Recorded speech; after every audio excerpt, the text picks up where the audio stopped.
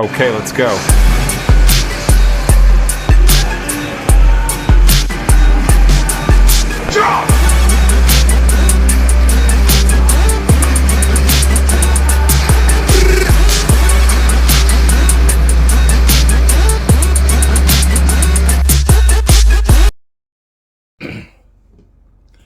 Yo minasan konnichiwa, apa kabar semua? Assalamualaikum warahmatullahi wabarakatuh.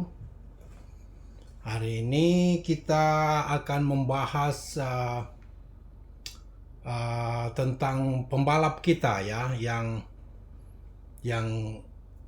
lagi mendapat sial, crash di balapan terakhir kemarin. Dan ada berita baiknya. Dan juga ini pelajaran buat pembalap Asia ya. Kayaknya kita itu gak begitu mulus-mulusnya enak-enak aja di dunia balap ini, apalagi mencoba menjadi juara, mengalahkan pembalap-pembalap Eropa. Crashnya ini membawa banyak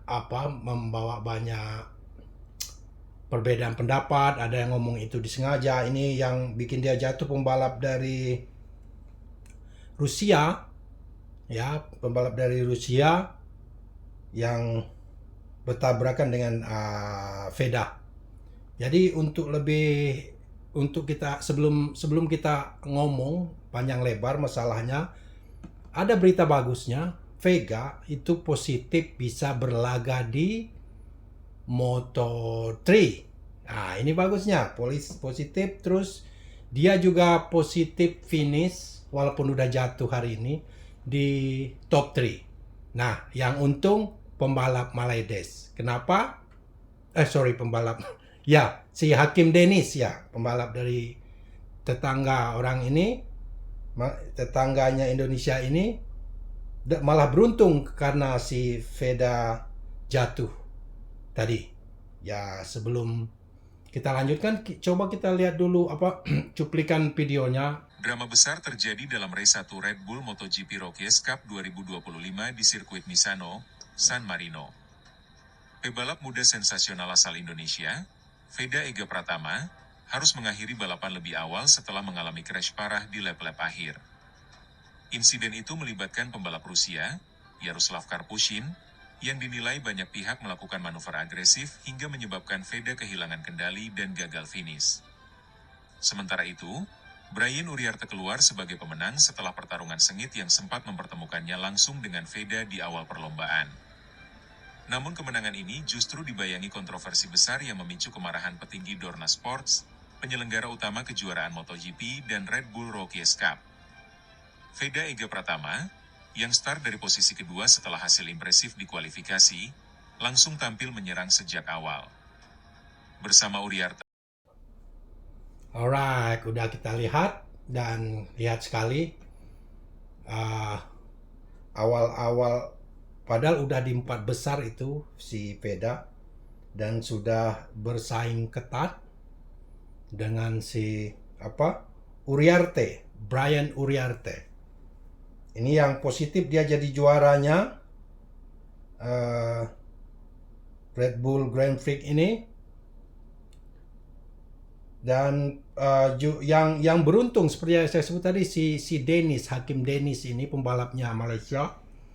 Karena Eda jatuh, dia langsung naik 1 poin aja.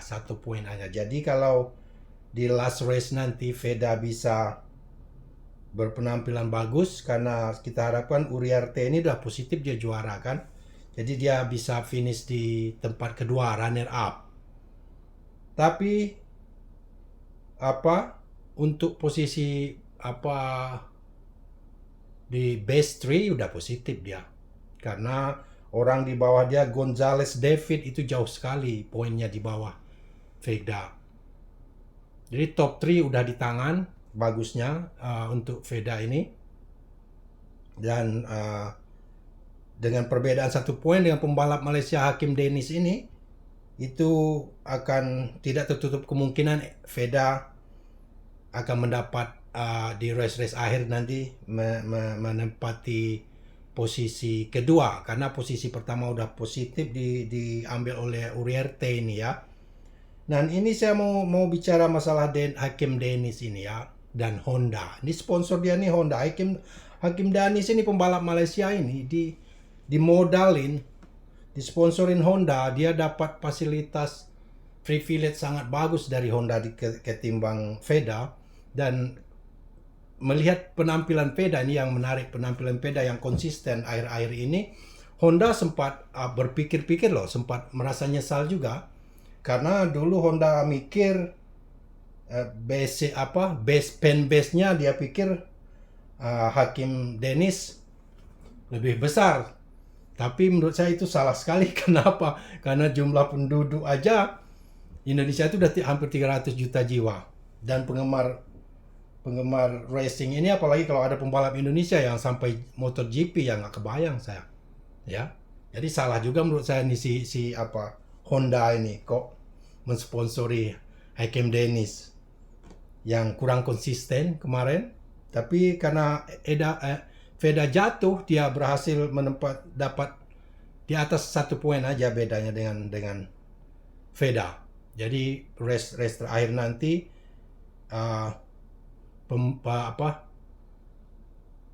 pembuktian antara dua orang inilah. Ini seru ini. Pertempuran pembalap Indonesia dan Malaysia di race terakhir nanti untuk orang di bawah yang nomor 4 di urutan 4 ini, si Gonzales David, poin dia 135. Sementara Veda sudah 170. Si Dennis itu 171. Jadi ini menarik nanti untuk kita ikuti, dan mari kita ucapkan congratulations, kita ucapkan selamat buat Veda. Saya sebagai diaspora di Jepang, Indonesia, kami ikut bangga, dan mari kita doakan kejadian-kejadian begini untuk pengalaman buat dia untuk bertarung di level yang lebih tinggi. Dia positif udah bisa ke Moto3. Tahun depan dia juga sudah umur 17 tahun, sudah bolehlah berlaga di Moto3. Kita doain dia sampai ke MotoGP ya. Dan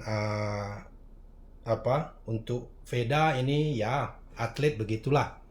Apalagi masih muda. Nggak ada yang mulus-mulus saja jalan hidup kita, apalagi sebagai seorang atlet.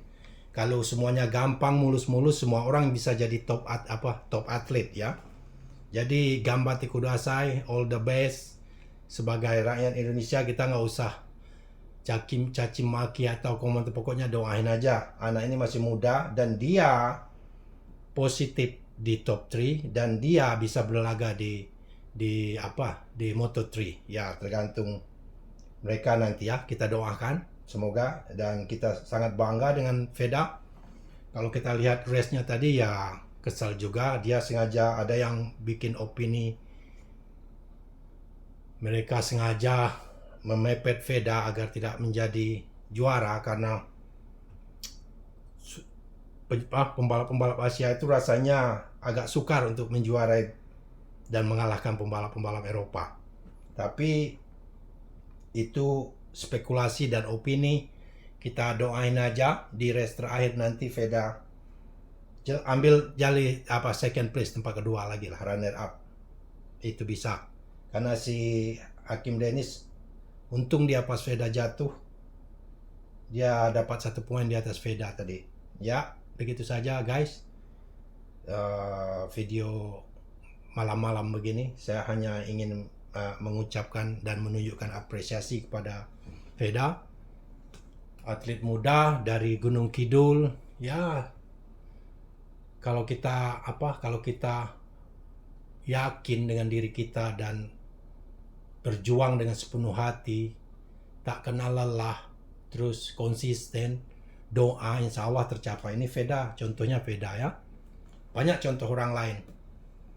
Ya, saya juga nggak kepikir saya bisa jadi coach, bisa jadi pelatih di Tokyo juga. Itu ya, kuncinya manjada wajada. Thank you yang udah subscribe, thank you for watching, bye bye.